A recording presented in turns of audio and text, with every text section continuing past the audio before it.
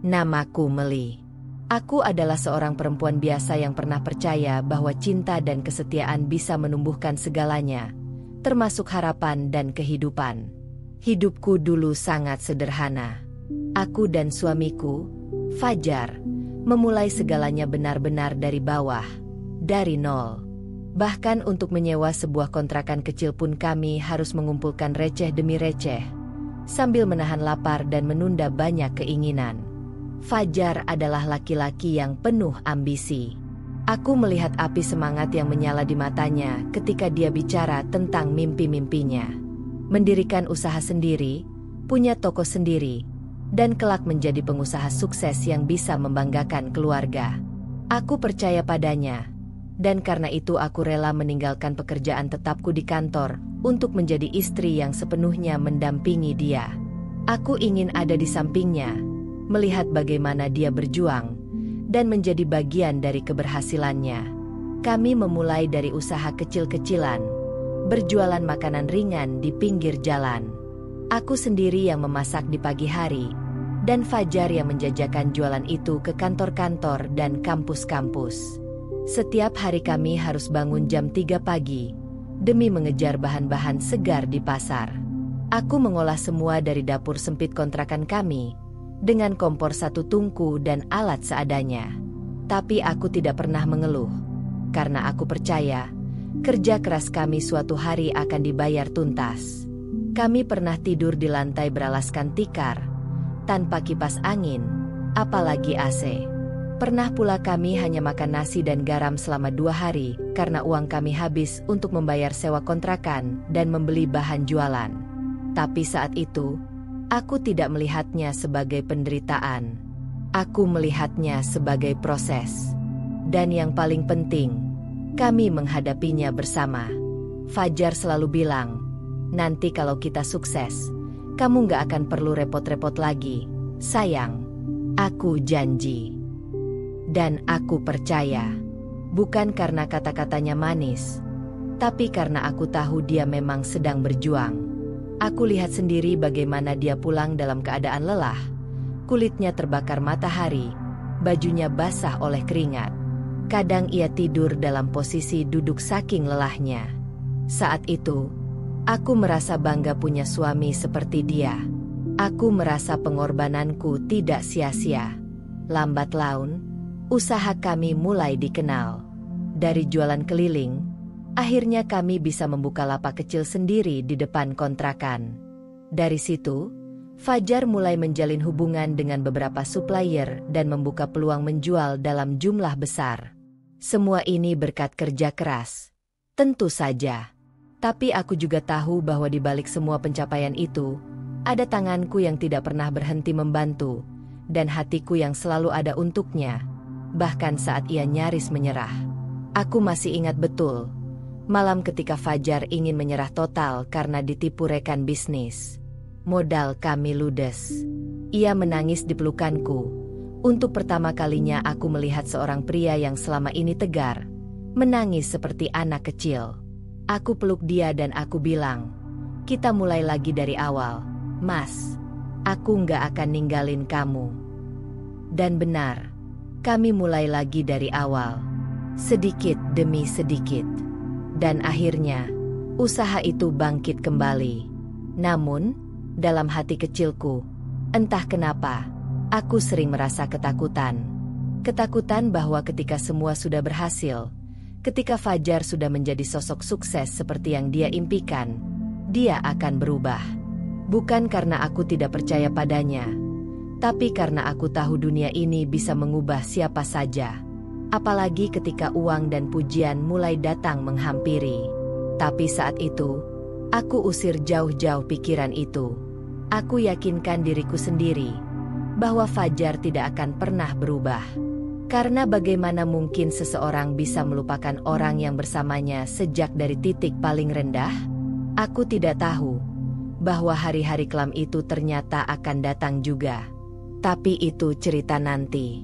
Saat ini, yang ingin kusampaikan adalah, tidak ada yang tahu seberapa besar cinta dan kesetiaan seseorang hingga dia benar-benar diuji.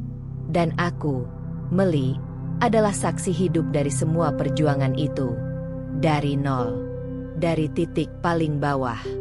Dan aku yakin, semesta tidak akan tinggal diam ketika seseorang yang setia dikhianati. Tapi sebelum semua pengkhianatan itu terjadi, izinkan aku mengenang dulu masa-masa ketika kami berdua masih saling percaya, saling menggenggam tangan dalam gelap. Karena dari sinilah semuanya bermula. Dari awal menikah, aku tahu hidup bersama Fajar bukanlah perkara mudah.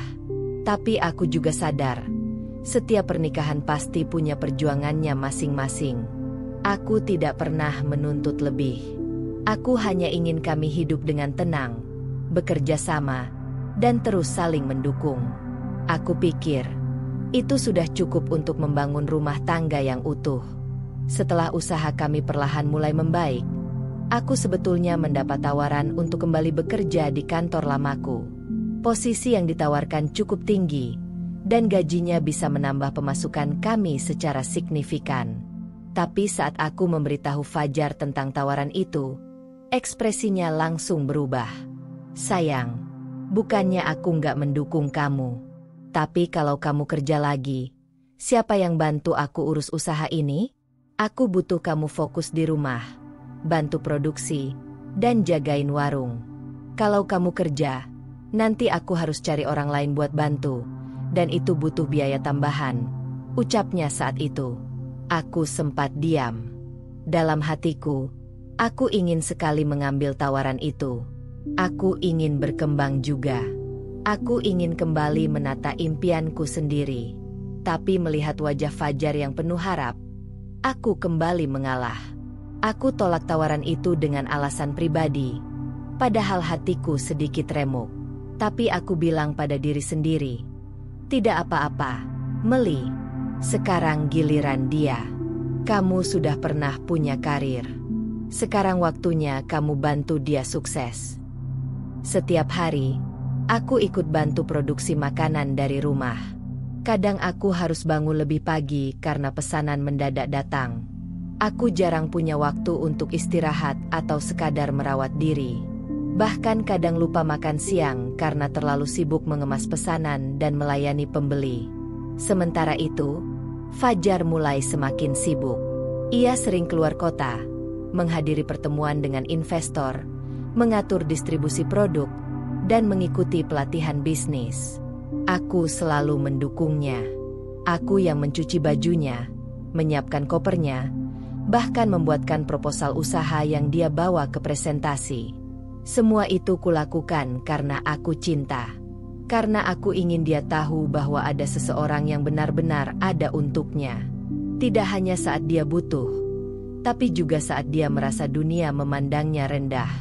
Namun semakin lama, Fajar mulai berubah secara perlahan. Awalnya, dia hanya sesekali lupa mengabari kalau sedang di luar kota. Lalu, dia mulai jarang makan di rumah. Setelah itu, dia mulai bilang, "Aku capek, jangan banyak tanya, ya." Padahal dulu, setiap pulang kerja dia selalu menceritakan semuanya padaku. Bahkan hal kecil seperti siapa yang duduk di sebelahnya di bus. Aku mulai merasa aneh. Tapi saat itu aku masih menahan perasaanku. Aku pikir, mungkin dia hanya terlalu lelah. Wajar, kan? Orang yang sedang berproses memang pasti penuh tekanan. Namun yang membuat hatiku sedikit goyah adalah ketika suatu malam, dia pulang pukul 2 dini hari dan langsung masuk kamar tanpa bicara sepatah kata pun. Aku yang sudah menunggunya sejak malam tidak berani bertanya apa-apa. Aku hanya melihat punggungnya yang menjauh, dan hatiku terasa dingin. Apakah pengorbananku tidak cukup berarti? Aku pernah diam-diam menangis di kamar mandi. Rasanya seperti aku kehilangan suamiku pelan-pelan. Padahal dia masih ada di rumah. Tapi aku masih bertahan.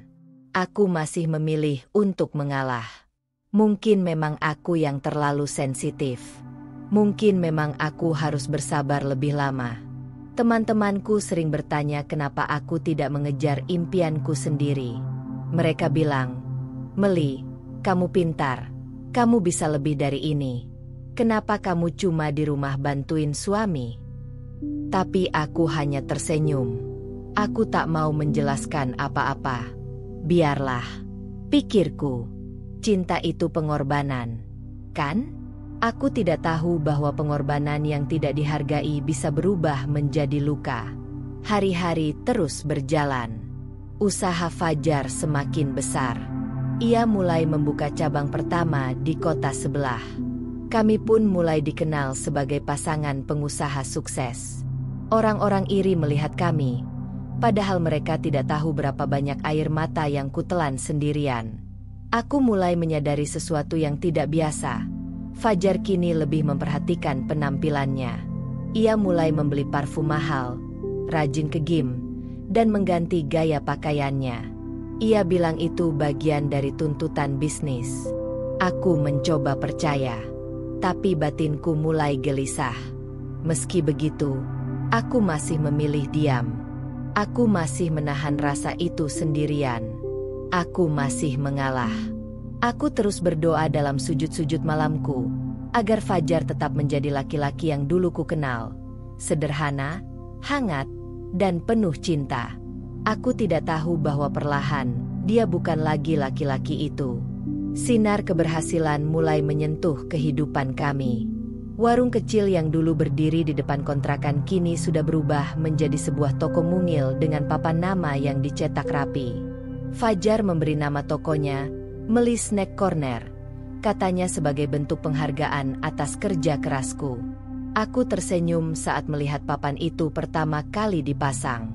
Dalam hati aku berkata, akhirnya semua perjuangan kami mulai terlihat hasilnya. Awalnya, Fajar masih sering melibatkanku dalam setiap rencana. Kami duduk bersama, mencatat laporan harian, merancang ide menu baru, bahkan menghitung keuntungan dan pengeluaran. Aku merasa bahagia. Bukan karena uang yang mulai bertambah, tetapi karena kami merasa seperti satu tim, seperti dulu saat kami memulai semuanya dengan tangan kosong dan semangat penuh. Namun kesibukan Fajar mulai tak terkendali.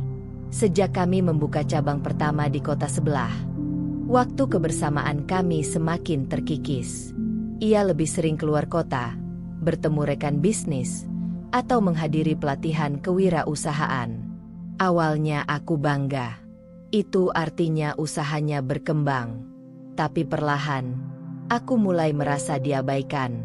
Saat aku bertanya, "Mas, kamu mau makan apa malam ini?" Jawabannya hanya, "Terserah." Saat aku ingin cerita soal pegawai baru yang ceroboh, dia hanya mengangguk sambil memandang layar ponselnya. Bahkan ketika aku memintanya duduk sebentar menemaniku minum teh, dia menjawab, "Nggak sempat, aku ada Zoom meeting." Aku mencoba memahami. Mungkin memang seperti ini ritme orang sukses. Tapi di sisi lain, aku merasa seperti hanya menjadi pengurus rumah, bukan lagi istri yang ia ajak berbagi cerita. Bahkan nama Melis Snack Corner, yang dulu membuatku bangga kini terasa hampa. Toko itu tetap pakai namaku, tapi aku tidak lagi punya suara di dalamnya.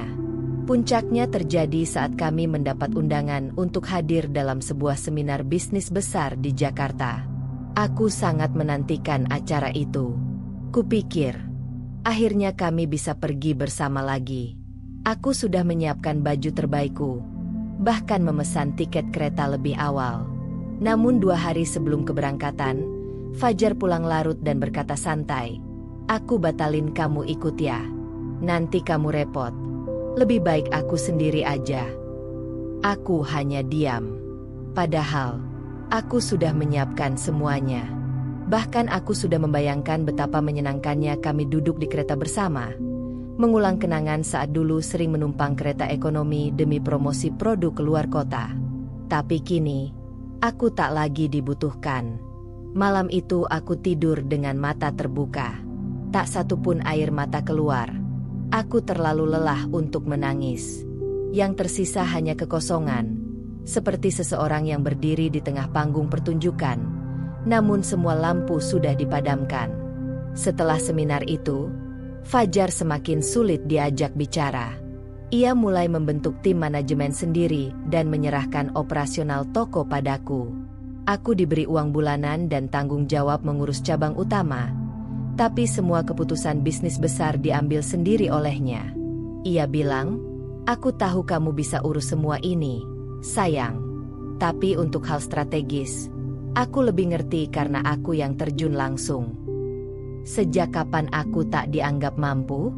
Bukankah selama ini aku yang mendampingi dia di dapur, mencatat bahan baku, bahkan ikut menghitung laba rugi saat kami rugi besar dulu? Tapi sekarang, aku hanya seperti bayangan di belakang layar. Orang-orang mulai memanggil Fajar dengan sebutan bos.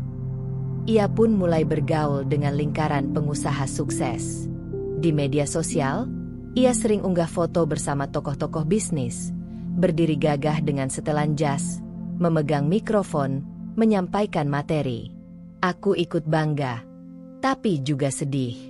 Karena di setiap foto itu, aku tidak pernah ada. Namaku tetap tertulis di papan toko, tapi entah kenapa rasanya seperti sudah dihapus dari hatinya.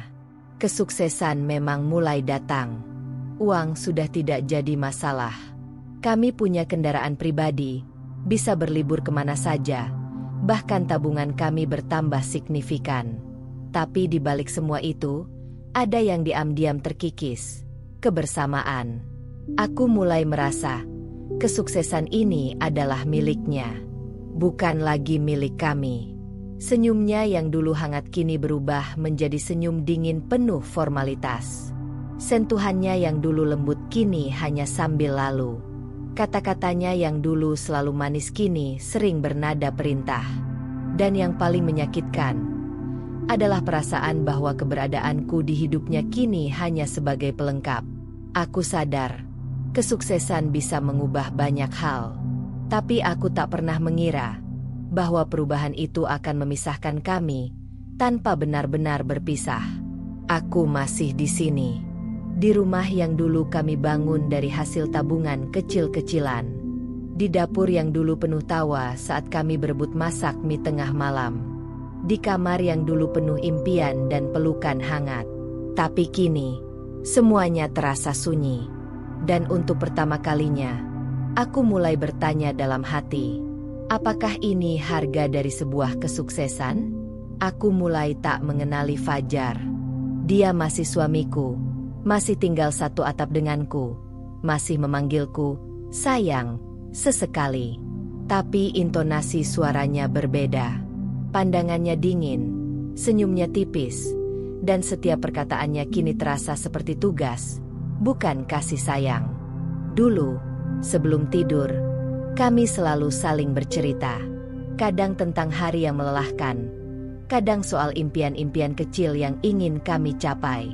Tapi kini, malam kami hanya diisi oleh suara kipas angin. Fajar lebih sering tidur larut, dan saat aku menunggunya, dia hanya berkata singkat, "Tidur duluan aja, aku masih ada kerjaan." Mungkin memang benar, pekerjaan sedang padat. Tapi aku bukan perempuan bodoh yang tak peka. Perubahan itu terasa, bahkan saat ia tidak mengatakan apa-apa. Fajar jadi lebih sibuk dengan ponselnya. Kadang dia tersenyum sendiri saat mengetik, atau buru-buru menghapus notifikasi jika aku mendekat. Saat aku tanya, dia menjawab santai, "Ini klien penting, kamu jangan terlalu curiga." Aku mencoba tidak berpikir macam-macam. Aku ingin tetap percaya, meski hati kecilku mulai gelisah. Suatu malam, saat aku sedang merapikan baju di lemari, aku menemukan setelan kemeja baru, merek mahal yang belum pernah kulihat sebelumnya. Ada parfum pria yang wangi dan mewah, tidak seperti aroma biasa yang dipakainya. Aku juga melihat sepatu pantofel mengkilap di bawah meja rias kami. Benda-benda ini tak pernah dia beli bersamaku. Aku tersenyum getir. Barang-barang ini jelas bukan untuk rapat biasa. Keesokan harinya, saat Fajar pamit pergi ke meeting dengan investor, aku memberanikan diri bertanya, "Mas, kamu akhir-akhir ini sering pulang malam. Nggak mau cerita soal kerjaan? Biar aku juga tahu perkembangan bisnis kita." Fajar langsung menghentikan gerakannya. Ia memandangku tajam, lalu berkata datar, Kenapa? Kamu nggak percaya aku kerja bener? Aku menggeleng pelan. Bukan itu maksudku. Aku cuma merasa makin jauh aja dari kamu. Dia tertawa kecil, tapi tawanya menyakitkan. Kamu terlalu sensitif, Mel. Dunia bisnis memang beda. Aku nggak bisa terus-terusan cerita hal kecil kayak dulu. Waktu kita bukan lagi buat peluk-pelukan atau curhat sampai malam. Sekarang aku fokus bangun jaringan dan relasi. Aku ingin menjawab, ingin berteriak bahwa aku ini bukan hanya istri rumah tangga yang bisa diatur sesuka hati. Tapi saat itu aku diam. Aku tahu, kalau aku bicara lebih jauh, kami akan bertengkar. Fajar berubah. Itu kenyataan yang tak bisa kutolak. Bukan hanya di rumah, tapi juga di luar. Ia kini berbicara dengan nada tinggi kepada pegawai. Ia mulai bersikap arogan saat menghadapi masalah kecil di toko.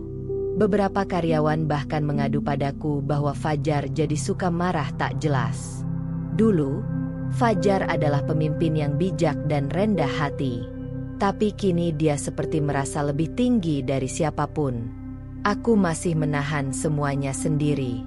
Tak pernah kuceritakan pada siapapun. Bahkan pada sahabatku. Aku malu. Bukan karena Fajar berubah, tapi karena aku takut orang-orang akan bilang, sudah kukira dari awal, laki-laki begitu kalau sudah sukses. Tapi satu hal yang paling menyakitkan adalah, dia tak lagi melihatku seperti dulu. Pandangannya padaku kosong. Seolah aku hanya pengurus rumah yang bertugas memastikan semuanya rapi dan makan malam tersedia. Aku mulai bertanya-tanya, apakah dia masih mencintaiku? Kadang saat dia tidur, aku menatap wajahnya diam-diam. Wajah yang dulu aku kagumi karena semangat dan kerja kerasnya. Kini wajah itu terasa asing, seperti sosok yang pernah kukenal, tapi perlahan menjelma menjadi orang lain. Hari Minggu yang biasanya kami habiskan untuk berdua kini berubah. Fajar sering keluar rumah. Katanya ada urusan bisnis. Tapi aku tahu, toko-toko kami tutup setiap minggu. Lalu bisnis apa yang begitu penting hingga tak sempat menghabiskan waktu bersama istri? Aku pernah menyarankan agar kami liburan sebentar. Kita ke Bandung. Yuk, kita butuh waktu berdua lagi. Mas, kayak dulu. Ucapku penuh harap. Tapi dia hanya menatap ponselnya, lalu menjawab ringan.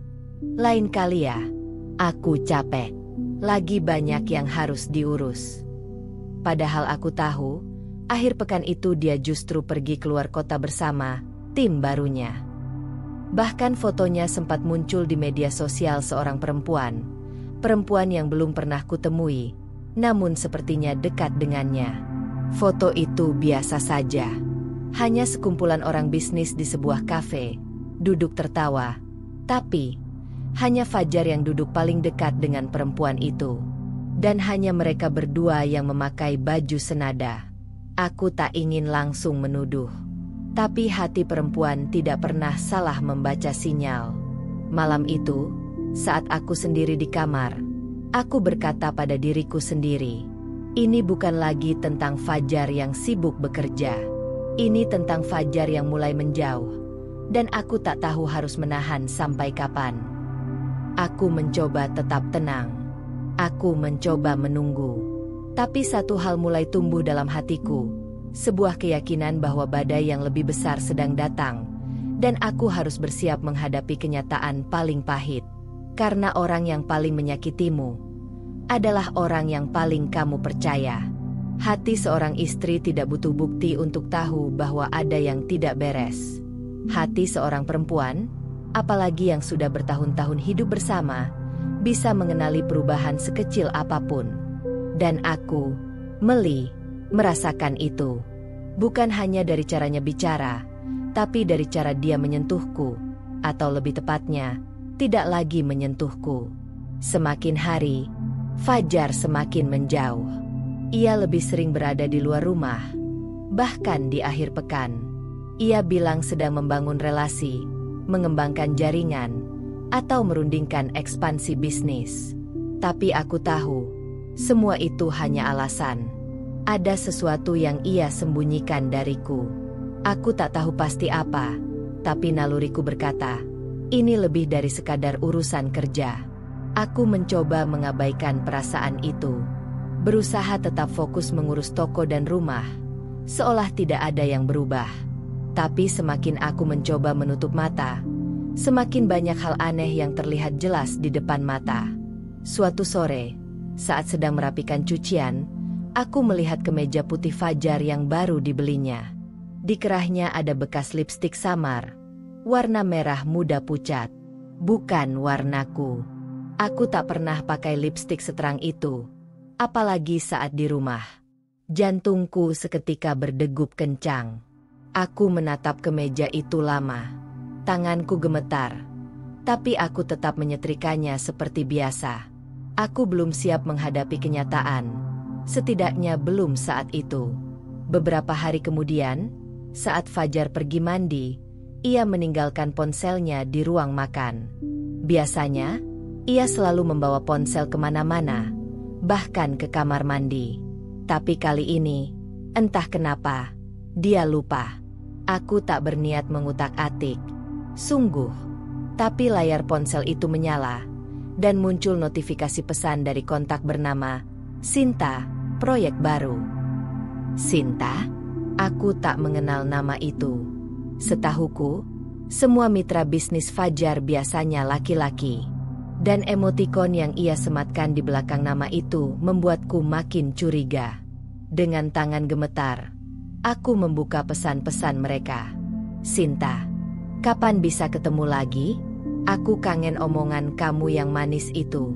Fajar, hahaha, kamu tuh ya. Nanti kita atur jadwal dinner lagi ya. Jangan sampai Meli curiga. Sinta, asal kamu bisa jauh dari istrimu malam itu, aku siap kapan aja kok. Fajar, tenang aja. Dia nggak akan tahu apa-apa. Dunia seketika runtuh di hadapanku. Mataku panas, tanganku dingin, dan tubuhku lemas seketika. Rasanya seperti ditampar ribuan kali. Orang yang selama ini kubela mati-matian, orang yang kutinggalkan semua impianku demi mendukungnya, justru tega berselingkuh di belakangku, dan bahkan membicarakanku seolah aku hanya penghalang. Aku tak langsung menangis. Aneh, ya? Yang ada hanya keheningan. Seperti jiwaku keluar dari tubuhku, melihat semua dari kejauhan. Pesan-pesan itu terus kupelototi, kuketik, kutelusuri, kubaca ulang. Semuanya jelas. Fajar memang sedang berselingkuh. Dan bukan baru terjadi, ini sudah berlangsung cukup lama. Malamnya, aku bersikap seolah tak terjadi apa-apa. Kubiarkan dia makan, menonton TV, lalu tidur di sebelahku. Aku menatap punggungnya yang kini terasa asing dan bertanya dalam hati, kenapa? Kenapa harus seperti ini? Apa aku kurang? Apa cintaku terlalu sederhana untukmu? Tapi semakin kupikirkan, semakin ku tahu jawabannya. Ini bukan salahku. Ini tentang dia yang tak bisa menghargai kesetiaan. Ini tentang dia yang lupa siapa yang membersamai saat dia tidak punya apa-apa. Aku tahu, aku tidak bisa terus diam. Tapi aku juga tahu, jika aku ingin bicara, aku harus siap menghadapi semuanya. Termasuk kemungkinan terburuk, diceraikan, ditinggalkan, atau bahkan dihancurkan secara emosional. Namun satu hal yang pasti, aku tidak akan mundur sebagai perempuan yang kalah. Esok harinya, aku mulai mengumpulkan keberanian. Aku screenshot semua pesan dari ponsel Fajar. Aku salin semua bukti, dan aku simpan rapi di laptopku. Aku tak tahu kapan aku akan membongkarnya. Tapi aku tahu hari itu akan datang. Hari di mana aku tak lagi hanya menduga, tapi benar-benar menuntut penjelasan. Dan saat hari itu tiba, aku akan berdiri tegak, bukan sebagai perempuan yang cemburu, tapi sebagai istri yang dikhianati dan tak akan tinggal diam. Karena kepercayaan yang dikhianati tidak bisa dikembalikan hanya dengan permintaan maaf. Dan karena perempuan seperti aku tidak akan membiarkan dirinya diinjak tanpa perlawanan. Sejak aku menemukan bukti-bukti perselingkuhan Fajar, aku tidak lagi bisa tidur dengan tenang. Setiap malam tubuhku berbaring, tapi pikiranku sibuk menyusun langkah. Aku sadar, menghadapi laki-laki seperti Fajar tak bisa hanya dengan air mata atau emosi semata. Aku harus tenang, cerdas, dan sabar menunggu waktu yang tepat. Aku mulai mencatat pola geraknya. Hari dan jam berapa dia keluar, kapan dia pulang, kemana saja dia bilang akan pergi. Setiap alasan yang dia ucapkan kini tak lagi kujadikan pegangan, tapi bahan analisa. Aku tahu, kebenaran kadang tidak terlihat dari ucapan, tapi dari celah-celah kebohongan yang ia kira tak terlihat. Hari itu hari Jumat. Fajar berpakaian lebih rapi dari biasanya.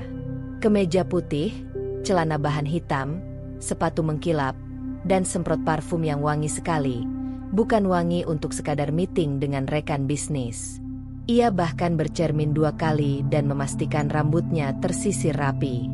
Aku mau meeting sama relasi baru di Hotel Bintang 5. Sayang, nggak usah tungguin makan malam ya. Mungkin pulangnya larut. Ucapnya sambil tersenyum tipis. Aku membalas senyum itu, seolah tidak ada yang janggal. Hati-hati, Mas, jawabku pelan. Begitu dia pergi, aku langsung bersiap. Jaket hoodie, masker, tas kecil, dan ponsel dengan kamera yang sudah siap di tangan. Aku tahu ini mungkin gila, tapi aku harus melihat dengan mataku sendiri. Aku harus memastikan bahwa aku tidak hanya menuduh tanpa dasar. Aku tidak ingin ketika nanti aku membongkar semuanya, dia masih punya celah untuk membantah. Aku memesan ojek online dan meminta pengemudi mengikuti mobil Fajar dari kejauhan. Untungnya, jalan tidak terlalu padat. Mobil Fajar melaju ke arah sebuah hotel bintang 5 di pusat kota. Aku mencatat namanya. Benar, seperti yang dia bilang. Tapi tujuan dia ke sana bukan untuk meeting. Itu jelas. Sekitar 30 menit setelah mobilnya parkir, aku melihat Fajar turun dari mobil. Ia berdiri di depan lobi. Tak lama, seorang perempuan muda berjalan menghampirinya. Anggun, modis, dengan gaun selutut dan rambut panjang tergerai. Wajahnya tak asing. Ya, aku pernah melihatnya di media sosial. Sinta. Mereka tidak langsung masuk ke dalam hotel. Mereka berdiri sebentar, bercanda dan tertawa. Sinta menyentuh lengan Fajar, sentuhan yang jelas bukan urusan pekerjaan. Aku berdiri agak jauh, dari balik tiang beton besar. Tangan dan lututku gemetar. Tapi aku tetap mengangkat kamera ponsel dan merekam semuanya. Aku zoom, kuabadikan setiap gerak mereka. Saat Sinta menggandeng tangan Fajar, saat Fajar membisikkan sesuatu di telinganya, dan saat mereka masuk ke dalam hotel bersama. Sampai di titik itu, aku sudah tahu, aku tidak perlu bukti lebih banyak. Tapi aku tetap menunggu. 2 jam, 3 jam, 4 jam. Hingga malam turun perlahan. Dan mereka tak kunjung keluar. Pukul 10 malam, mereka baru muncul lagi. Masih dengan wajah santai, masih tertawa. Tapi yang paling menyayat hati adalah Fajar menggandeng tangan Sinta dengan bangga, seperti tak punya istri yang sedang menunggunya di rumah. Aku menghapus air mataku cepat-cepat dan kembali merekam. Hanya untuk memastikan, kalau suatu hari aku butuh mengingat rasa ini. Rasa perih saat aku benar-benar menjadi saksi dari pengkhianatan yang nyata. Aku pulang lebih dulu. Kukunci kamar dan pura-pura tidur. Ketika Fajar datang tengah malam, ia masuk pelan, mungkin takut membangunkanku. Tapi aku terbangun. Aku mencium aroma parfumnya yang masih melekat. Dan entah kenapa, sekarang wanginya membuatku muak. Dia masuk kamar mandi sebentar, lalu tidur tanpa banyak bicara. Aku menatap langit-langit, bertanya dalam hati, apakah hatinya sudah mati? Apakah kenangan yang dulu kami bangun tak lagi berarti apa-apa?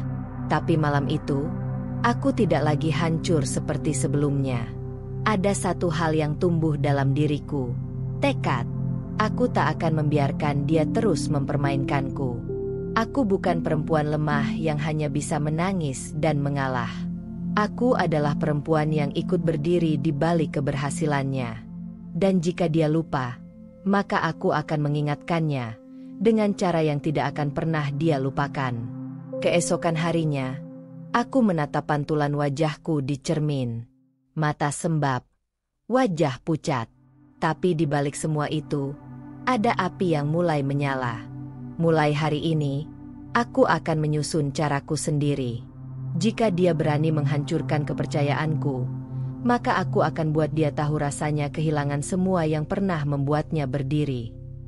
Sudah cukup. Aku tidak bisa terus berpura-pura menjadi istri yang tidak tahu apa-apa. Setiap langkah Fajar semakin membuatku muak. Setiap kebohongan yang ia ucapkan dengan mudahnya di hadapanku seolah aku ini hanya wanita bodoh yang bisa ditipu. Aku sudah menyaksikan sendiri semuanya. Aku punya bukti. Dan yang paling penting, aku punya keberanian. Sesuatu yang dulu sering kutekan karena terlalu cinta. Tapi kini, cinta itu bukan lagi alasan untuk diam. Cinta itu sudah berubah jadi luka. Dan luka ini butuh penjelasan. Hari itu hari Minggu. Fajar berada di rumah. Sesuatu yang kini jarang terjadi. Ia duduk di ruang tamu, membuka laptopnya dan berbicara di telepon dengan rekan bisnis. Atau mungkin rekan selingkuhannya. Entahlah. Aku menunggunya selesai. Jantungku berdegup kencang. Tapi aku menahan diri agar tidak meledak sebelum waktunya. Saat dia selesai bicara dan hendak bangkit menuju dapur, aku berdiri di depannya. "Mas," kataku pelan tapi tegas. Dia menoleh, sedikit kaget karena nadaku terdengar berbeda dari biasanya. "Kenapa?" "Aku mau bicara. Sekarang. Jangan ngelak. Duduk." Wajah Fajar berubah. Ia menutup laptop dan duduk kembali. Perlahan. "Ada apa sih, Mel?" Aku duduk di hadapannya, menatap kedua matanya yang dulu hangat, kini terasa asing. Lalu aku keluarkan ponselku dan menunjukkan semua yang perlu dia lihat. Tangkapan layar isi pesannya dengan Sinta, video dirinya menggandeng Sinta di lobi hotel, dan foto-foto mereka keluar malam-malam dari tempat itu. Fajar terdiam. Tak ada alasan lagi. Tak ada cara untuk membantah. Semua sudah di depannya. "Berapa lama kamu main belakang, Mas?" tanyaku pelan, mencoba tidak menangis. Dia masih diam. "Kamu pikir aku nggak tahu? Aku diam selama ini bukan karena bodoh, tapi karena aku kasih kamu kesempatan buat sadar." Fajar mendesah keras dan membuang pandangan. "Kamu buka-buka HP aku." Aku tertawa kecil. "Jadi itu masalahnya? Aku buka HP kamu? Bukan kamu yang selingkuh? Lucu kamu, Mas." Dia berdiri, gelisah. "Kamu terlalu lebay, Mel. Hubunganku sama Sinta itu cuma kerja. Cuma, ya, kadang keluar bareng.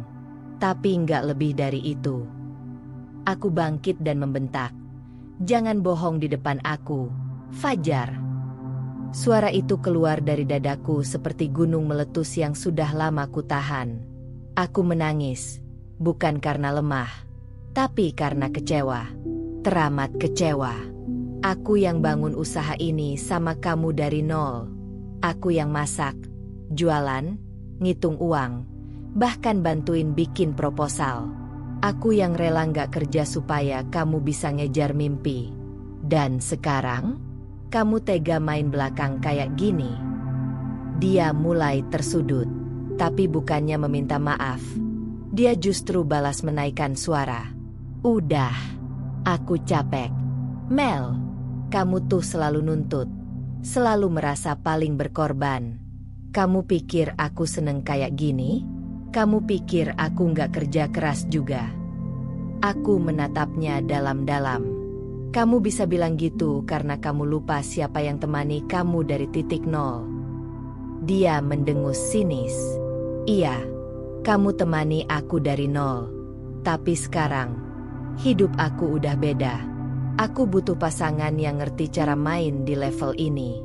Bukan yang kerjanya ngeluh dan curiga terus. Ucapannya seperti belati yang menancap langsung ke jantungku. Bukan yang kerjanya ngeluh dan curiga terus. Jadi menurutnya aku bukan lagi pasangan yang cocok? Aku menarik napas panjang. Lalu berkata, kalau kamu pikir Sinta lebih cocok untuk hidup suksesmu, silakan. Tapi kamu harus ingat satu hal. Mas, kamu memang naik bersamaku. Tapi aku bisa buat kamu jatuh juga. Fajar tersentak. Apa maksud kamu? Aku menatapnya dingin. Semua bukti sudah aku simpan. Aku tahu semua celah dalam bisnismu. Jangan pernah pikir kamu bisa buang aku begitu saja dan tetap berdiri tegak. Kalau kamu mau pisah, silakan. Tapi pastikan kamu siap kehilangan semuanya. Dia terdiam. Tak lagi berani membantah. Matanya mulai gelisah. Tapi aku tak peduli. Hari itu, untuk pertama kalinya, aku berdiri sebagai perempuan yang tak lagi memohon. Aku nggak takut. Mas, kalau kamu mau ceraikan aku, lakuin aja. Tapi jangan kira aku akan jatuh. Justru kamu yang akan merasakan apa artinya kehilangan orang yang selama ini menopangmu. Setelah itu, dia pergi meninggalkan rumah dengan wajah gelap. Aku sendiri kembali masuk kamar dan menangis sepuasnya. Tapi tangisan itu bukan lagi tangisan kelemahan. Itu adalah tangisan terakhir sebagai istri yang diam. Mulai sekarang, aku akan melawan. Bukan dengan kekerasan, bukan dengan balas dendam murahan, tapi dengan elegan. Dengan kekuatan yang selama ini kupendam. Dan aku bersumpah, Fajar akan menyesal. Setelah konfrontasi itu, suasana rumah berubah drastis. Dulu yang ada hanyalah keheningan, tapi sekarang yang tinggal adalah ketegangan. Fajar tidak banyak bicara sejak hari itu. Setiap kali dia pulang, dia hanya mengambil makan sendiri, lalu mengurung diri di kamar kerja. Tidak ada lagi, sayang. Tidak ada lagi tanya kabar. Bahkan tidak ada lagi basa-basi. Aku juga tidak berusaha memperbaiki suasana. Bukan karena aku tidak mau, tapi karena aku sadar. Kali ini aku tidak bersalah. Aku sudah terlalu lama diam, terlalu lama bertahan. Sekarang, jika ia memilih untuk tidak menghargai pernikahan ini, maka aku pun siap menghadapi semuanya. Termasuk kemungkinan paling pahit sekalipun. Dan akhirnya, ancaman itu benar-benar datang. Hari itu, saat sedang menyapu halaman depan, Fajar keluar dari rumah dengan wajah serius. Ia mengenakan kemeja hitam, celana panjang, dan aroma parfumnya kuat sekali. Lagi-lagi parfum yang hanya ia gunakan saat ingin bertemu seseorang yang spesial. Mel, ucapnya dingin. Kita perlu bicara. Aku menoleh perlahan. Silakan. Aku sudah pikirkan semuanya, katanya. Kayaknya hubungan kita udah nggak sehat lagi. Kamu curigaan, kamu ngatur, dan kamu bikin aku merasa tertekan. Aku nggak bisa terus hidup kayak gini. Aku diam, membiarkannya melanjutkan. Aku mau kita pisah. Cerai. Ucapannya tegas, tanpa ragu sedikit pun. Jantungku seolah berhenti berdetak. Tapi aku tidak menunjukkan itu di wajahku. Aku sudah menyiapkan diri untuk saat ini. Sudah membayangkan ribuan kali di dalam kepala. Bagaimana rasanya mendengar suamiku sendiri meminta cerai, setelah semua yang kulakukan untuknya. Baik, jawabku singkat. Dia tampak kaget. Mungkin ia berharap aku akan menangis, meratap, atau memohon-mohon agar tidak jadi cerai. Tapi aku tidak akan pernah memberikan kepuasan itu padanya. Cuma itu? Tanyanya. Alisnya naik. Aku menatapnya tajam. Kalau kamu pikir aku akan memohon padamu untuk tetap tinggal, kamu salah besar. Aku istrimu, bukan tahananmu. Dan kalau kamu sudah memilih perempuan lain, maka silakan. Tapi kamu harus tahu, Fajar, aku tidak akan pergi dengan tangan kosong. Dia mendengus. Apa maksudmu? Aku melangkah mendekat dan bicara perlahan, tapi penuh tekanan. Aku punya semua bukti perselingkuhanmu. Aku tahu bagaimana cara bisnismu dibangun, termasuk semua celah hukumnya. Kamu boleh ceraikan aku, tapi aku akan pastikan kamu tidak akan nyaman hidup setelah ini. Fajar menegang. Matanya memancarkan kemarahan. Kamu ngancam aku. Aku tersenyum. Bukan mengancam, mengingatkan. Kamu yang mengajarkan aku soal dunia bisnis. Kamu lupa, aku yang bantu kamu bangun semuanya dari awal. Aku yang nulis proposal ke investor pertama kita. Aku yang urus pembukuan awal toko. Kamu pikir aku cuma ibu rumah tangga yang bisa kamu tinggal seenaknya? Dia tidak menjawab. Aku lanjutkan, kalau kamu kira hidup akan lebih mudah setelah menceraikan aku, kamu akan terkejut. Hari-hari setelah percakapan itu, Fajar makin jarang di rumah. Aku tidak tahu di mana dia tinggal sekarang. Mungkin di apartemen bersama Sinta.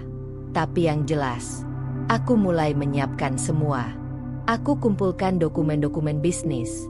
Aku bicarakan semuanya dengan pengacara temanku yang dulu pernah satu kuliah denganku. Aku tahu apa hakku. Dan aku tidak akan biarkan Fajar menceraikan aku seenaknya tanpa membayar harga. Sahabat-sahabatku mulai tahu kabar ini. Beberapa menghubungiku dan menawarkan bantuan. Bahkan sekadar pelukan atau telinga untuk mendengarkan. Aku tidak menolak.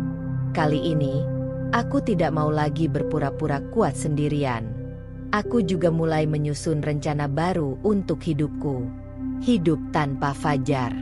Bukan hidup yang suram, tapi hidup yang bebas, yang akan kubentuk sendiri dengan martabat dan kekuatan yang selama ini kupendam.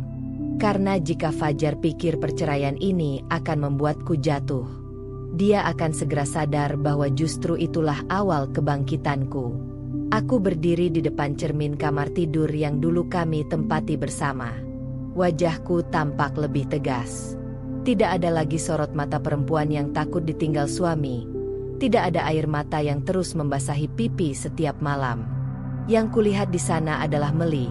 Perempuan yang dulu mungkin terlalu sabar, terlalu diam, tapi sekarang tahu siapa dirinya dan berapa harga dirinya. Ancaman cerai dari Fajar justru membuka mataku. Selama ini aku terlalu sibuk menyelamatkan rumah tangga, hingga lupa menyelamatkan diriku sendiri. Aku bertahan bukan karena aku lemah. Aku bertahan karena cinta. Tapi ketika cinta itu dibalas dengan pengkhianatan dan ancaman, aku tahu, itu bukan cinta yang pantas aku pertahankan. Dan aku tidak takut kehilangannya. Pagi itu, Fajar datang lagi ke rumah. Entah mengapa, dia tampak tergesa, gelisah, tapi berusaha menyembunyikannya. Ia duduk di ruang tamu, dan aku menyajikan segelas teh. Bukan karena ingin menyenangkan dia, tapi karena aku masih punya adab. Dia melihat sekeliling rumah, lalu bertanya pelan, "Kamu beneran siap cerai?" Aku mengangguk. "Iya." Dia memejamkan mata sejenak, lalu membuka kembali. "Kamu tahu konsekuensinya? Hidup kamu bakal berubah. Gaya hidup kamu, rumah ini, semua bisa hilang." Aku menatap matanya dalam-dalam. "Kamu pikir aku takut hidup susah? Kamu lupa, Mas. Aku pernah hidup lebih susah dari ini, dan aku bisa bertahan. Kamu yang gak tahu caranya hidup tanpa kemewahan. Aku bisa dari nol, dan aku akan mulai lagi dari nol kalau perlu." Fajar tampak sedikit terpukul, tapi aku tak memberinya celah untuk menguasai percakapan ini. "Kamu sudah memilih perempuan lain," lanjutku. "Silakan. Tapi jangan pernah pikir aku akan menangis atau berlutut memohon. Aku bukan perempuan itu. Kamu boleh ambil apa saja dari hidupku, tapi kamu gak bisa ambil harga diriku. Dia diam, tak mampu membalas. Setelah Fajar pergi, aku mulai membereskan semua milikku. Aku tahu, sebentar lagi aku akan benar-benar meninggalkan rumah ini. Tapi tidak dengan tangan kosong. Kuambil semua dokumen penting, sertifikat kerjasama, laporan keuangan lama, dan data toko yang dulu aku kelola sendiri. Semua itu ada di hard disk yang selama ini kusimpan di laci pribadi.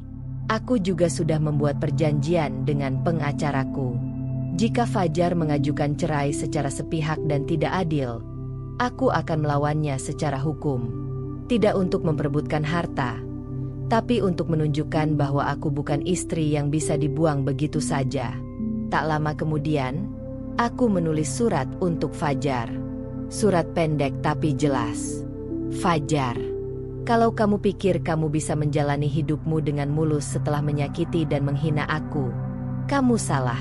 Aku tidak akan mengganggu hidupmu, tapi aku juga tidak akan membiarkan kamu merasa menang. Silakan jalani hidupmu. Tapi ingat, aku bukan istrimu lagi. Aku adalah perempuan yang akan kamu sesali telah kamu lepaskan. Meli. Hari-hari berikutnya terasa seperti membuka lembaran baru. Aku mulai mengurus dokumen pribadi, mencari tempat tinggal sementara, dan bahkan menghubungi beberapa kenalan lama yang dulu sempat menawariku kerjasama. Aku ingin membangun kembali hidupku, tanpa Fajar, tanpa bayangannya, dan tanpa dendam. Aku tidak menutup hatiku terhadap rasa sakit, tapi aku juga tidak tenggelam di dalamnya. Aku adalah Meli, istri yang pernah setia, perempuan yang pernah terluka, tapi kini sedang bangkit menjadi dirinya sendiri. Aku tidak takut kehilangan Fajar, karena yang aku temukan jauh lebih berharga, diriku sendiri. Hari itu akhirnya datang. Hari ketika aku resmi meninggalkan rumah ini, rumah yang dulu dibangun bersama dari nol, yang penuh kenangan, tapi juga luka. Tidak mudah. Setiap sudut rumah ini menyimpan cerita. Dapur tempat aku dulu memasak sambil menunggu Fajar pulang, ruang tamu tempat kami merayakan keberhasilan toko pertama kami, kamar yang dulu menjadi tempat tawa dan pelukan, kini hanya menjadi saksi diam dari pengkhianatan yang tak bisa dimaafkan. Tapi aku pergi bukan karena aku kalah. Aku pergi karena aku memilih untuk tidak tinggal di tempat yang tidak lagi memberiku kedamaian. Aku memilih untuk menjaga harga diriku. Dan harga diri itu lebih penting dari rumah manapun. Pagi itu aku berkemas. Tidak banyak yang kubawa. Hanya baju secukupnya, beberapa buku, perhiasan yang dulu aku beli dari hasil menabung sendiri, dan semua dokumen penting. Aku juga membawa satu album foto, bukan karena aku ingin mengenang Fajar, tapi untuk mengingat bahwa aku pernah berjuang dengan tulus. Fajar tidak ada di rumah, dan aku sengaja memilih hari itu, agar aku pergi tanpa harus mendengar omong kosongnya lagi. Sebelum pergi, aku meninggalkan satu kunci rumah di meja makan. Lalu aku menulis secarik catatan. Aku tidak pergi karena aku lemah. Aku pergi karena aku cukup kuat untuk memilih diriku sendiri. Jangan mencariku saat kamu menyesal, karena saat itu, aku sudah terlalu jauh untuk kembali. Meli. Aku melangkah keluar rumah itu perlahan, menatapnya untuk terakhir kalinya. Tidak ada air mata, tidak ada drama, hanya keteguhan. Aku tinggal sementara di rumah sahabat lamaku, Laila. Ia menyambutku dengan pelukan hangat. Laila tahu semua tentang perjuanganku sejak dulu, dan dia termasuk orang yang paling kecewa saat tahu Fajar mengkhianatiku. Selamat datang di awal yang baru, katanya sambil tersenyum. Mulai sekarang, kamu hidup buat kamu sendiri. Kata-kata itu menenangkan hatiku. Aku juga mulai membuka kembali jaringan pertemananku. Beberapa teman lama menawari kerja sama kecil. Ada yang minta bantuanku mengelola keuangan toko, Ada juga yang menawarkan kerja sebagai konsultan pemasaran rumahan, hal yang dulu sering kulakukan diam-diam untuk bantu bisnis Fajar. Aku tak langsung menerima semuanya. Aku ingin berpikir tenang. Tapi satu hal yang pasti, aku tak akan tinggal diam. Aku akan bangkit. Dan aku akan memulai semuanya sendiri. Dengan caraku, dengan nilainya sendiri. Suatu malam, saat aku duduk sendiri di teras rumah Laila, aku menatap langit. Bintang-bintang bertaburan, dan angin malam begitu sejuk. Untuk pertama kalinya setelah sekian lama, aku merasa bebas. Tidak ada lagi tekanan dari rumah tangga yang penuh dusta. Tidak ada lagi rasa cemas menunggu Fajar pulang tengah malam. Tidak ada lagi tangisan di kamar mandi agar tidak terdengar olehnya. Aku tersenyum dalam hati. Aku memang bukan siapa-siapa tanpa Fajar dalam pandangannya. Tapi Fajar juga bukan siapa-siapa tanpa aku. Itu kenyataan yang akan segera ia sadari. Dan saat hari itu datang, aku sudah berada jauh di depan. Bukan lagi sebagai istrinya, tapi sebagai perempuan yang mampu berdiri sendiri, lebih kuat dari sebelumnya. Karena aku pergi dengan harga diri. Dan itu tak ternilai oleh harta apapun yang dia miliki. Hidup tanpa Fajar awalnya terasa asing. Tidak ada lagi rutinitas menyiapkan sarapan pagi untuknya. Tidak ada lagi telepon mendadak menanyakan laporan keuangan toko. Dan tidak ada lagi aroma parfumnya di ruang tamu. Tapi keasingan itu, perlahan, berubah menjadi kelegaan. Hari-hariku kini milikku sepenuhnya. Aku bisa bangun kapanpun, melakukan apapun, dan menjalani hidup tanpa rasa takut akan dimarahi atau disalahkan hanya karena hal-hal kecil. Dan yang terpenting, aku bisa menata kembali hidupku, dari nol, seperti dulu, tapi kali ini tanpa dibayangi oleh pengkhianatan. Laila, sahabatku, bukan hanya memberiku tempat tinggal. Dia juga menjadi jembatan untuk langkah baruku. Suaminya memiliki usaha kecil di bidang makanan rumahan yang sedang berkembang. Suatu malam, saat kami duduk di ruang tengah, Laila berkata, "Mel, kamu dulu pernah bantu bisnis Fajar sampai maju. Kenapa nggak kamu bangun bisnis kamu sendiri aja?" Aku tersenyum kecil. Aku kepikiran juga. Tapi, dari mana? Modal bisa dicari. Teman-teman kita banyak yang percaya kamu orangnya bisa diandalkan. Dan aku dan Dito juga siap bantu, semampu kami. Aku terdiam sejenak. Rasanya seperti ada cahaya kecil yang menyusup masuk ke dalam gelapnya hatiku. Keesokan harinya, aku mulai mencatat ide. Aku ingin membuka usaha catering rumahan yang sederhana tapi sehat. Fokus pada makanan rumahan yang enak dan bergizi, dengan sentuhan personal. Konsep ini terinspirasi dari masakan-masakan yang dulu selalu kubuat untuk Fajar, yang bahkan dia akui lebih enak dari restoran manapun. Aku mulai meminjam sedikit modal dari tabungan yang dulu diam-diam kusimpan atas nama pribadiku. Untung saja, aku cukup bijak untuk tidak menyerahkan seluruh keuanganku ke tangan Fajar saat bisnis kami mulai berkembang. Aku mendesain sendiri logo usahaku. Namanya, Dapur Meli. Sederhana, jujur, dan penuh arti. Aku mulai membuat menu mingguan, membuka pre-order di media sosial, dan memanfaatkan jaringan teman-temanku yang dulu pernah merasakan masakanku. Di minggu pertama, hanya ada 5 pesanan. Tapi aku bahagia. Itu adalah 5 orang pertama yang percaya padaku. 5 langkah pertama yang membawaku pada sesuatu yang lebih besar. Setiap hari aku memasak sendiri, mengemas sendiri, bahkan mengantar sendiri di awal-awal. Lelah? Sang. Tapi lelah kali ini tidak menyakitkan. Tidak seperti dulu, saat lelahku sering dianggap biasa oleh Fajar. Kini lelahku adalah perjuanganku sendiri. Dan itu terasa membanggakan. Bulan pertama, pesanan mulai naik. Dari 5 menjadi 12, lalu 25, dan terus berkembang. Aku mulai dibantu oleh satu ibu tetangga Laila yang sedang butuh pekerjaan. Aku sengaja melibatkan ibu-ibu rumah tangga yang butuh penghasilan tambahan, supaya usaha ini tidak hanya tentang aku, tapi juga membantu orang lain. Aku tahu, aku tidak bisa berjalan sendiri selamanya. Tapi aku juga tahu, semua yang kulakukan sekarang benar-benar murni dari keringatku sendiri, bukan menumpang dari nama Fajar, bukan mengandalkan belas kasihan siapapun. Satu sore, aku duduk di depan laptop dan melihat laporan bulanan sederhana usahaku.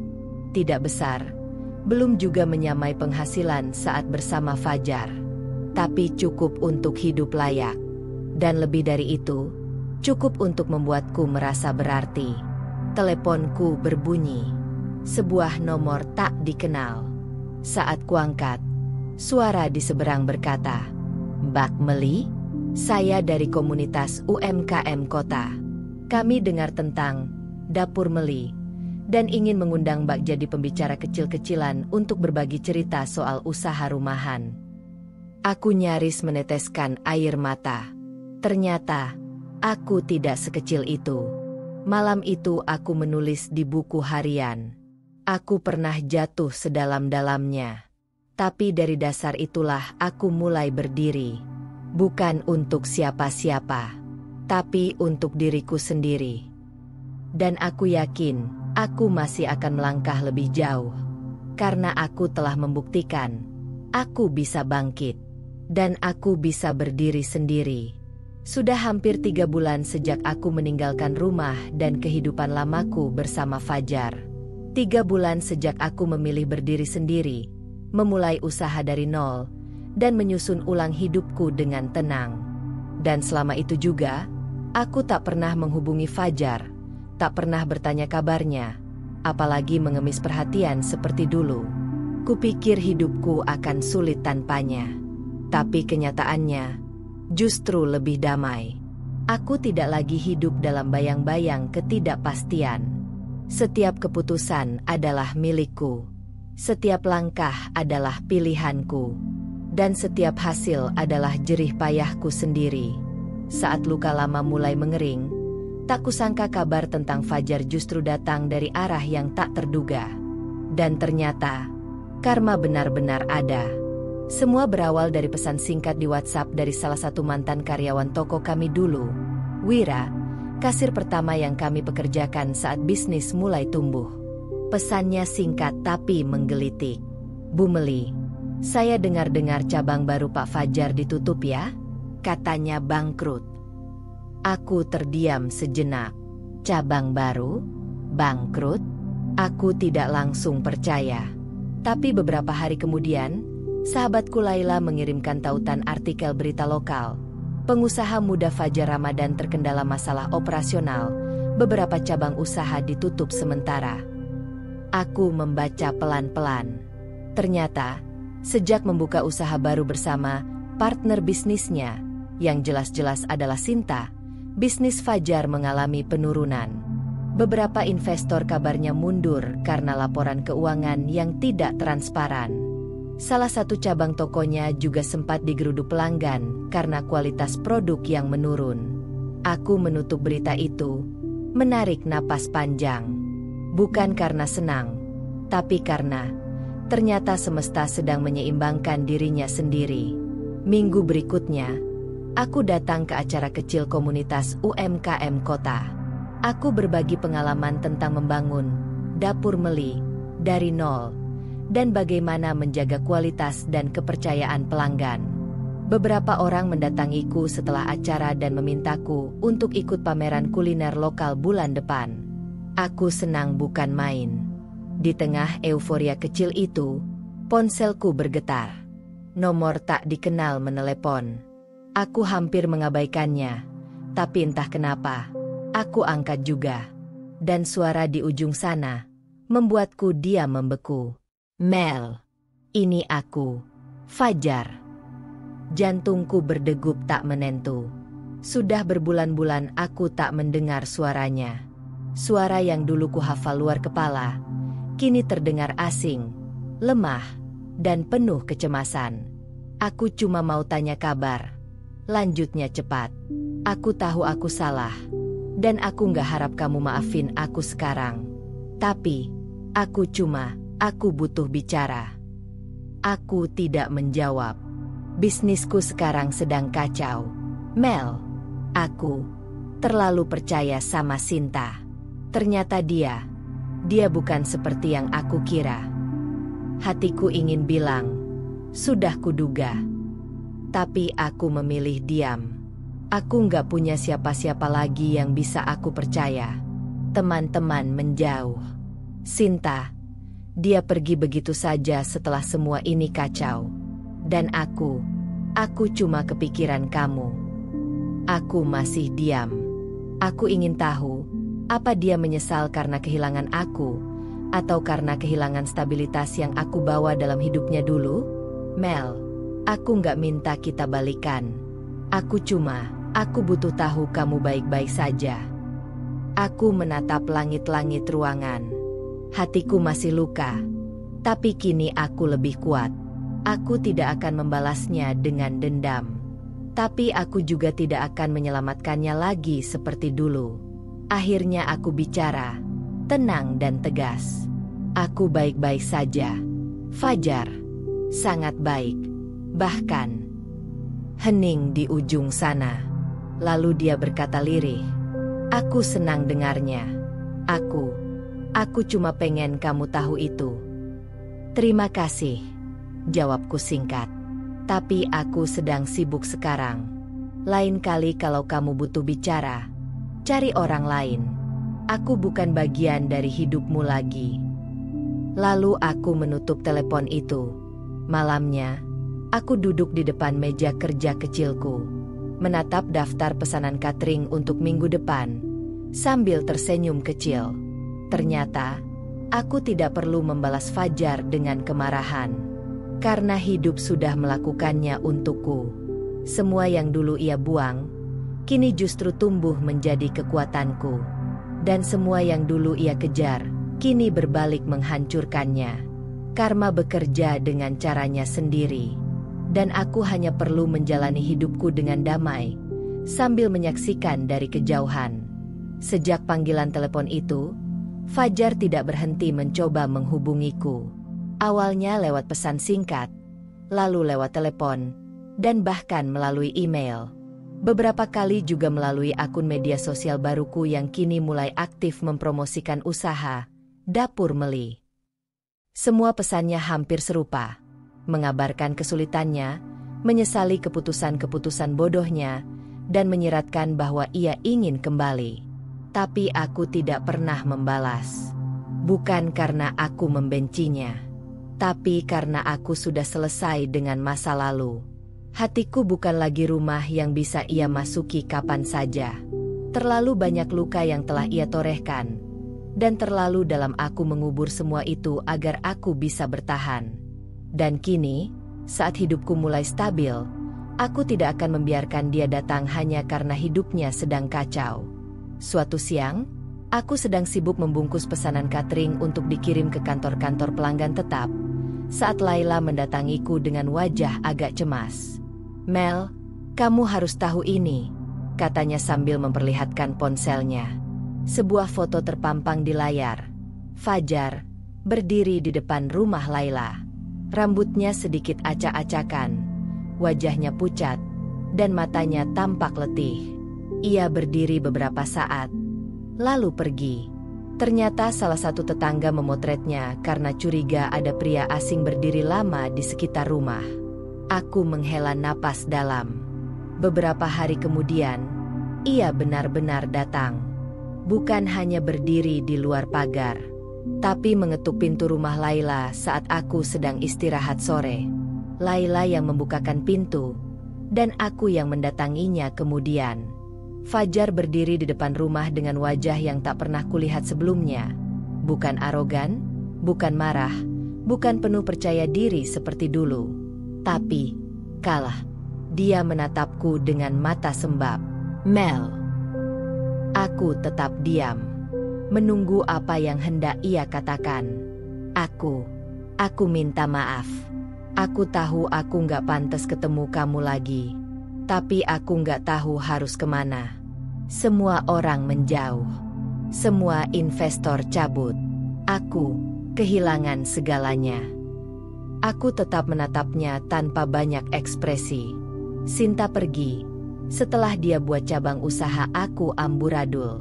Dia bawa kabur sebagian dana yang aku percaya ke dia. Karyawan juga banyak keluar.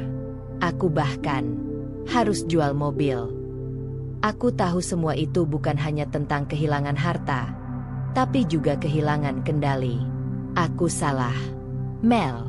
Aku terlalu percaya diri. Aku pikir aku bisa hidup lebih baik tanpa kamu. Tapi ternyata aku nggak kehilangan pasangan waktu ninggalin kamu. Aku kehilangan segalanya. Ketenangan, arah, dan bahkan harga diriku sendiri. Ia mulai menangis. Tangis yang dulu tak pernah kulihat darinya. Maukah kamu izinkan aku minta maaf? Bukan untuk kembali, tapi untuk memperbaiki kesalahan yang bahkan aku sendiri sudah tahu tak bisa ditebus. Aku menatapnya cukup lama. Dulu, aku mungkin akan luluh. Aku mungkin akan memeluknya dan berkata, "Tak apa, ayo kita mulai lagi." Tapi hari ini, aku adalah Meli yang berbeda. Meli yang sudah berdiri tegak tanpa dirinya. Meli yang tahu bahwa memaafkan bukan berarti menerima kembali. Aku sudah memaafkanmu, Fajar, kataku tenang.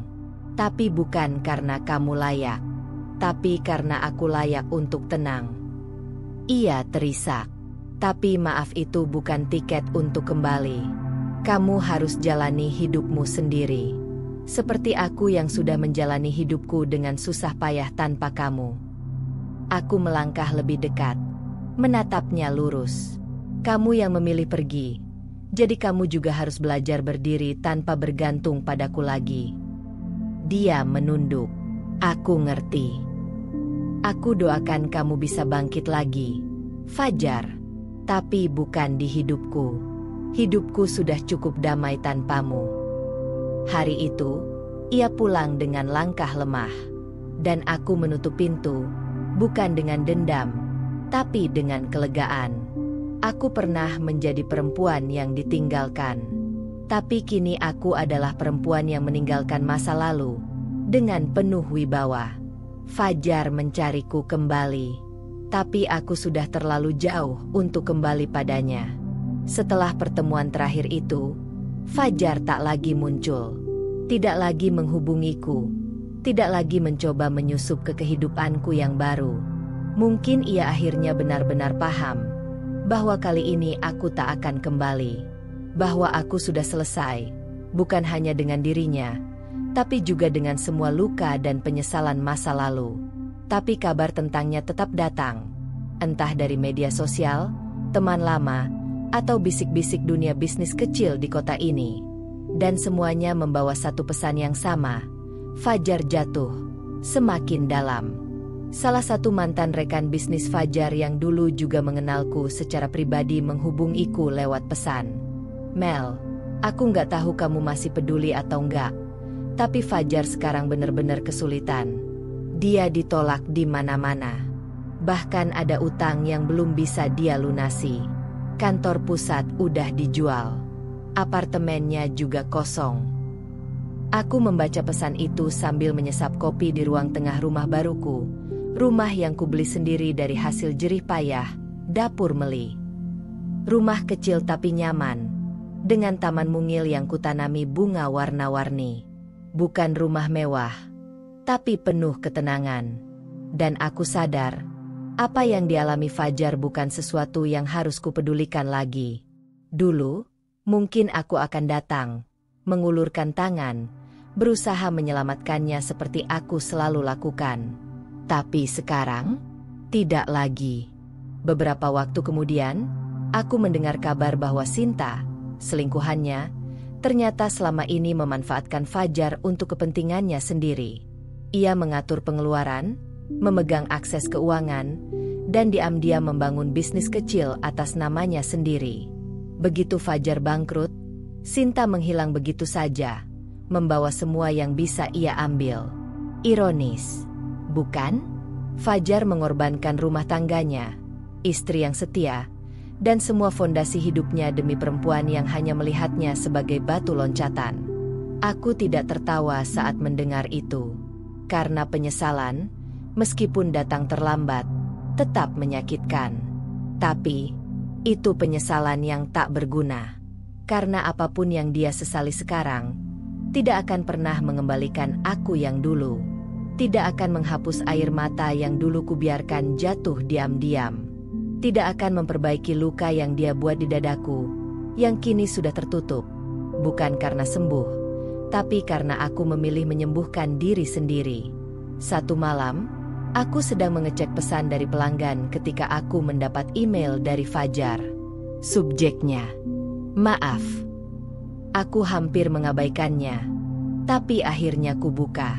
"Meli, aku tahu aku tidak berhak menulis ini, tapi aku ingin bilang sesuatu sebelum aku benar-benar pergi dari hidupmu.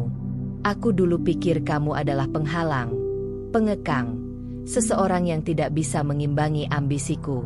Tapi sekarang aku tahu, kamu adalah satu-satunya orang yang benar-benar ada saat aku tidak punya apa-apa. Aku kehilangan kamu bukan karena kamu meninggalkanku, tapi karena aku sendiri yang melepasmu. Dengan bodohnya. Maaf tidak akan cukup. Tapi terima kasih. Karena pernah mau mencintaiku dengan tulus. Aku doakan kamu bahagia. Mel. Meski tanpa aku. Fajar." Aku membaca surat itu tanpa air mata. Bukan karena tidak menyentuh, tapi karena aku sudah terlalu jauh. Penyesalannya adalah miliknya, bukan bebanku lagi. Malam itu aku duduk di balkon, menatap bulan purnama yang cantik. Di tanganku, segelas teh hangat. Di sampingku, kalender produksi minggu depan yang semakin padat. Hatiku tenang. Tak ada lagi ruang untuk luka. Tak ada lagi ruang untuk Fajar. Karena aku tahu, aku bukan lagi perempuan yang ia kenal. Aku telah tumbuh, lebih kuat, lebih tangguh, dan lebih bahagia tanpa dia. Dan itu adalah hal paling menyakitkan yang bisa diterima oleh pria seperti Fajar. Melihat perempuan yang dulu ia rendahkan, kini hidup lebih baik tanpanya. Hidup adalah perjalanan, dan kadang kita harus tersesat dulu untuk menemukan arah yang benar. Aku, Meli, pernah tersesat terlalu jauh. Di tengah pengorbanan untuk seseorang yang kupikir akan selalu memegang tanganku. Aku pernah berdiri di samping Fajar, laki-laki yang dulu kucintai sepenuh hati. Dari nol, aku bersamanya. Tapi ketika dia sampai di puncak, aku justru ditinggalkan sendirian di lereng curam yang penuh luka. Namun dari titik terendah itulah aku bangkit. Dan hari ini, aku bisa berdiri tegak, tersenyum dengan tulus, dan berkata, aku bahagia tanpa dia. Dapur Meli kini bukan hanya usaha rumahan kecil. Aku sudah menyewa ruko mungil di tengah kota, mempekerjakan 5 orang ibu rumah tangga yang dulunya tak punya penghasilan. Setiap pagi, aroma masakan kami memenuhi udara. Senyum pelanggan yang datang langsung maupun yang memesan lewat daring menjadi penyemangat tersendiri. Aku bukan hanya membangun bisnis, aku membangun mimpi, bukan mimpi bersama orang lain, tapi mimpiku sendiri. Setiap piring yang kami sajikan membawa cerita. Cerita tentang keberanian, tentang jatuh dan bangkit, tentang cinta yang akhirnya kutemukan di dalam diriku sendiri. Suatu siang, saat istirahat, aku duduk di ruang makan kecil di belakang ruko sambil menikmati teh hangat. Di hadapanku ada kalender produksi, daftar pesanan, dan undangan dari komunitas UMKM nasional. Mereka ingin aku jadi pembicara untuk acara bertema perempuan yang menginspirasi. Aku tersenyum sendiri. Tak pernah kuimpikan hal seperti ini dulu. Saat sedang merenung, ponselku berbunyi. Pesan singkat dari nomor asing. Aku lewat di depan. Dapur Meli. Tadi. Ramaya. Kamu hebat. Mel. Aku bangga padamu. F. Aku membacanya dan menghapusnya tanpa membalas. Bukan karena benci, tapi karena aku benar-benar sudah selesai. Sudah damai. Sudah penuh. Dan untuk pertama kalinya dalam hidupku, aku bisa mengatakan dengan yakin, aku bahagia bukan karena dia kembali, tapi karena aku menemukan diriku setelah ditinggalkan olehnya. Malam itu, aku duduk di balkon rumah baruku. Angin bertiup pelan. Di langit, bintang bertaburan. Di bawahku, kota ini tetap hidup seperti biasa. Tapi hatiku hidup dengan cara yang baru. Aku memejamkan mata, mengingat semua yang telah kulalui. Air mata, pengkhianatan, kesepian, perjuangan, dan kini, kebebasan. Dan aku tahu, semua itu bukan akhir. Ini adalah awal. Awal dari hidup baru, di mana aku tidak lagi menjadi bayangan siapapun, tapi cahaya bagi diriku sendiri. Terima kasih, Fajar. Karena meninggalkanku, aku belajar mencintai diriku. Karena mencampakkanku, aku belajar menghargai diriku. Dan karena mengkhianatiku, aku belajar bahwa aku bisa bahagia, lebih bahagia, tanpa kamu. Dan begitulah akhir dari cerita kita hari ini. Setiap perjalanan, seberapapun kecilnya, selalu menyimpan pelajaran dan makna. Semoga kisah ini bisa menginspirasi, menghibur, atau bahkan membuka sudut pandang baru untukmu. Kalau kamu suka dengan cerita seperti ini, jangan lupa untuk like, komen, dan tentunya subscribe agar kamu nggak ketinggalan cerita-cerita seru berikutnya. Aktifkan juga lonceng notifikasinya supaya kamu jadi yang pertama tahu saat cerita baru tayang. Sampai jumpa di kisah selanjutnya.